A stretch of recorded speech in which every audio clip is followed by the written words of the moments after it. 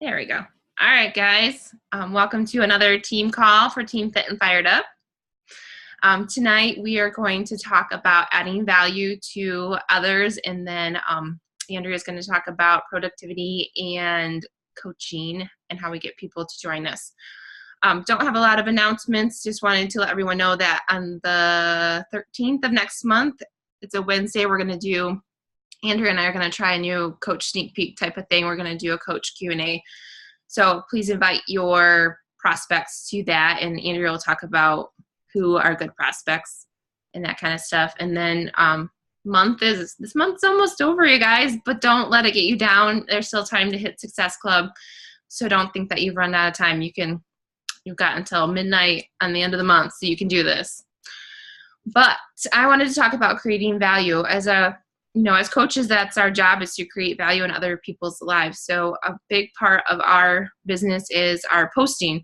So as coaches, we should be posting 3 to 5 times a day, but we want to make sure that we are trying to add value when we're posting. We want to post those sweaty selfies because we want people to know that we are working out, but we want to try to add value when we make these posts. For example, yesterday I posted a picture and it had a fit tip with it, saying, people that lift weights burn more calories for the next 24 hours. And so that was a tip that we gave to people. We always love those little kinds of tips. And then I also added a question at the end, do you like cardio or do you like lifting weights better? And we always want to end with a question, especially when it gives people a chance to talk about themselves, because people love to talk about themselves. So that helps keep the engagement up on the post. So that's one way to do it. And another way is when we want to post about what we're eating. So make sure that you are posting recipes along with your healthy eating. People will be looking for those ideas or tips, like Andrea's paper towel tip. Like, that's awesome. I still have to try it, but it's awesome. And just little things like that when it comes to eating. Or like, for say, you make a bunch of Brussels sprouts and you take a picture of it. You don't want to just put a picture up and say, hey, here's my Brussels sprouts. Look up a tip about, what kind of vitamins do Brussels sprouts have that can help you. Like carrots have vitamin C that help you see. Everybody knows that one, so pick a different one. But that's just an example. And then another thing that we can post about is our personal development. So podcasts are a fantastic way to learn things. So if you listen to a podcast and you're like, aha, you just have a great moment and you're like, I need to share this with someone, do share it with people, because people will be watching for those things and people will be learning from those things. Just like we grow with personal development, we want our coaches and our customers to grow with personal development. So the more that you share, the more that they'll learn and the more that they'll grow. And another thing, free groups. Free groups are huge. I know we haven't touched a lot on those, but we've also talked about expanding how we do them and kind of narrowing down more on our niche and the people that we are aiming for. I just decided next week that I'm going to do a nutrition for runners 5-day group, not just for any kind of nutrition, though, specifically for gluten-free nutrition, because people think running equals carbs. So it's a good idea to learn how to find other alternative carbs for those gluten-free friends of mine. So even if you're not gluten-free, you can still join us, because there should be some other tips about running and nutrition. So that'll be good. And then, it's really important just to share your story to give value. People can relate to your story. They can put themselves in your shoes, and that's going to help them learn. And one thing I've heard a lot recently is post like you're posting to your old self, like the person you were before you met Beachbody. So when you're posting, think about how you used to be tired, unmotivated, used to eat whole bags of potato chips, things like that. Post to what you used to be and how you used to feel. And it's going to help those people that we're trying to reach relate better to you if you are posting like that. So anyways, those are my tips on how to add value to your posts. And I think that's about it. So I hope you're ready, Andrea.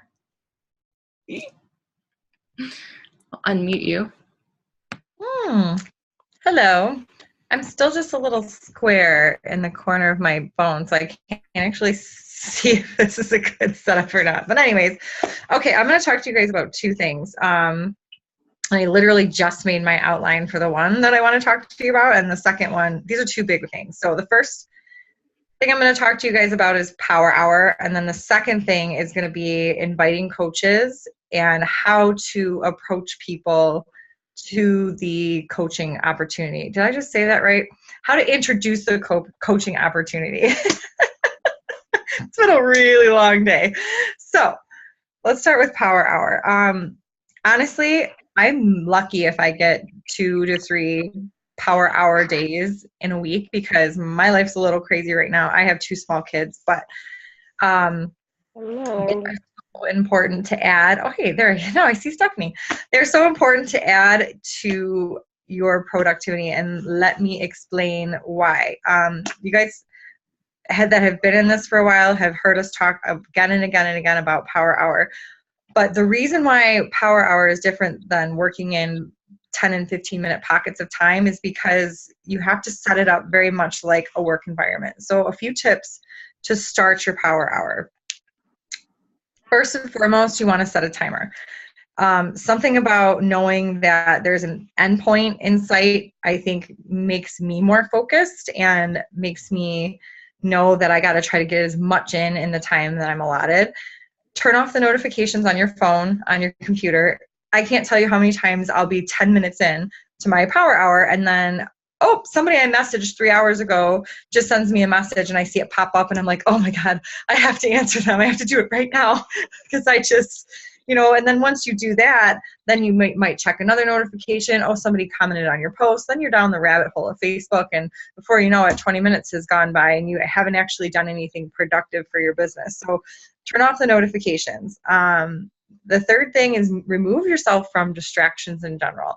You cannot expect to have a productive Power Hour at home with your kids running around or in an environment where people are going to be interrupting you. So what I do is I literally remove myself from my house. I hole up at Panera Bread or a little coffee shop, or even if I have the downtime at work or on my lunch, where I know I can be in a place where nobody's going to interrupt me.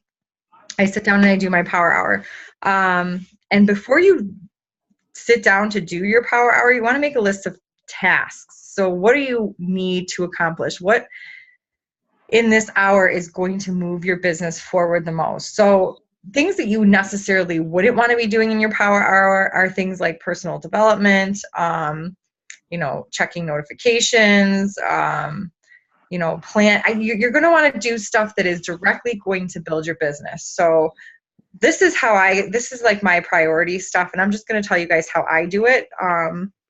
There's a lot of different ways you can set it up. Everybody, I think, does it a little different, but this is how I stay most productive. So I started doing something called Blitz combos. So when I sit down, the first thing I do is I open up my notebook and I look at the list of the last 20 or 30 people that I've been kind of keeping up with. And I go through and I fire off and this was a recommendation actually by Janelle Summers, one of the calls I listened to. I go off and I fire off to 20 or 30 people and I just check in with them. And it's as quick as, hey, I just saw you got back from vacation. How are you doing? How was your trip? Hey, I just saw your new haircut. Where'd you get it done? Hey, you just posted some new family pics. They're super cute. Who was your photographer? And always I lead with the QQC method. So question or comment, compliment, question. And in that, to do a comment, compliment, and question for 20 or 30 people literally takes me like 10 minutes because I just fire them through. So that's 20 or 30 people I've reconnected with in like the first 10 minutes of my Power Hour. Then from there, I go and I narrow down, I kind of like have a separate list. And I narrow down the people who I've been kind of eyeing as prospects. So we're past the point of friendly conversation. Maybe we've started to talk about health and fitness, and I'm to the point where I want to invite them. So am I inviting them to a free group? Maybe they're ready to commit to a challenge group. In a comfortable spot to draw them in. So that's the next thing I do is I kind of check in with my prospects.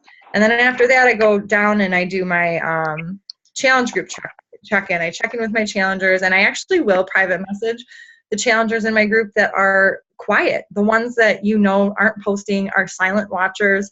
Maybe they're a little insecure, maybe they're struggling, and I really keep tabs on everybody that I invite. After I make a sale, or if let's say buy a challenge pack, I do not just leave it from there. Right, the minute they make that sale, it's really easy to be like, okay, I got the sale, move on to the next person. But you're really going to invest your time in these people. So I think that's an important part of my power hour, is to make sure that I'm checking in with my challenge group, and the ones that are silent and falling off, I make sure I give them special attention, private message them, hey, how you doing, whatever. The next thing I do is I follow up with my prospects. Now, prospects to me means people who are in my challenge group, who are like my shining stars, who are just pouring into the process, and who I think might make good coaches, or somebody that I would want on my team. And that's when I start to kind of plant that seed about that. And then I also spend time on my power hour checking my personal email for Beachbody stuff. Beachbody is so great about keeping us up to date on things that are coming out the next month, promotional deals, stuff that you want to be on the up and up about. And then I usually will just glance at my back office too, and see what's going on there, see what how my coach statuses are doing, and all of that. So that's just kind of how I run through my power hour. And sometimes things get removed and things get added, but make a list of tasks that you think are going to make you things that are going to be most productive to move your business forward. Contacting people, following up with people, presenting those challenge group opportunities, presenting the coach opportunities, pouring time into your challenge groups, because really that is where your coaches are going to emerge from, which leads me into my next point. Inviting coaches and knowing who is going to be a good coach prospect. So you guys, I mean, I'm sure there's instances where coaches just come out of the blue and they just sign up and they're on board. I kind of was one of those people with Ashley. I got hooked on to the workout, and without a whole lot of nudging from her, I was just on board because I was just all about it. And it was funny because I just expected going to this business that everyone would be like me. Like, I just loved PiYo. I love the shakes. My life was great. Like, why isn't everyone just jumping at this? But not everyone comes around in the same way. So challenge groups. This is why it is so important that when you get somebody onto the process, regardless of what level of commitment they're doing, if they're in your challenge group, just drinking the shakes or just doing the workouts or maybe doing both, that is where your focus needs to be, because that is where your coaches are most likely going to come from. These are the people that have already committed to the process. They're already committed to you. They need to see consistency in you, and they need to see that you're serious about the business if you want them to be somebody who will potentially join your team. So how I approach the situation is usually if I see somebody in my groups that is just really killing it, and if they've opened up to me in a way where I feel comfortable enough to bring up the opportunity, I will say, like, you're so amazing, you're inspiring. Have you ever thought about coaching? Or, I had one person in my challenge group this month who was talking about not having enough time at home, and she skipped her workout in the evening because she wanted to spend more time with her baby girl, and she was having all this mom guilt working away from home. And for me, I was like, perfect. Segued right into, have you ever thought about this coaching opportunity as a form of extra income? And she's coming to our Coach Sneak Peek next month. So knowing, you really got to just keep an eye on who's in your groups, and you want to be a little picky about it too, because these are people that you're picking for your team. You're the CEO of this business. You want people by your side that fit your vibe, that you think would be fun to work with, that are going to be motivated and help you build your team and are really in it to help others. Usually you can tell by the questions people are asking about coaching if they're going to be in it for the money or if they're going to be in it to really help people grow a business and grow a team. So just some stuff to think about when it comes to approaching people about the coaching thing. And is it always going to be somebody in your group? Like I said, no. It might be somebody who you're just starting a conversation with who's already into health and fitness. And you can almost invite them in a backwards way and say, hey, I've seen that you're really into health and fitness. Like, are you a coach too? And if they say, no, coach for what? Then that's a nice way to kind of bring it up too. Just a little side note. But anyhow, don't be afraid to ask. You can go round and round with friendly conversations with people. but eventually you have to pull the trigger. And it's just being very aware of what the other person is saying, kind of getting in tune with their needs and knowing when a good point would be to say, hey, could this really helped me in this situation? Could this maybe help you too? So just stuff to think about. And yes, if you have somebody that you see in your challenge groups who you think would be a good fit for your team for this kind of work, then you do want to ask them. And what's the worst they're going to say, you guys? No. Like, we haven't heard that enough. So don't be afraid to ask. That is my biggest piece of advice, because I can tell you time and time again, people always surprise me. They always surprise me. Sometimes the most unlikely people will be like, oh yeah, you know, I never even thought about that. So don't be afraid to ask. And that's my advice, really. I think I covered everything I wanted to say. Back to you, Ashley. I think that's about it for the night. I don't know if you have any questions, Stephanie, or no? Are we all talking now? Yeah. Can you hear me? Oh, okay. I can hear you. I don't know if I covered what I said right. I'm missing a few neurons today from lack of sleep, but hopefully that made sense. That did make sense. I think you did good. Good. No, very good tips for what you said as well. That adding value is huge, because it's easy to get excited about what we're doing and want to share what we're doing, but it's important to remember that if you're not offering some kind of helpful piece of advice attached to it, and I'm guilty of this too, people are just going to think that you're self-promoting, and really you want to be helpful in the way you're presenting. So this is a really good thing to be hitting on, Ashley. Exactly. Well, I think that's all, and I will try to get this posted for the recording in the group, and you guys have a good night. Thanks for coming.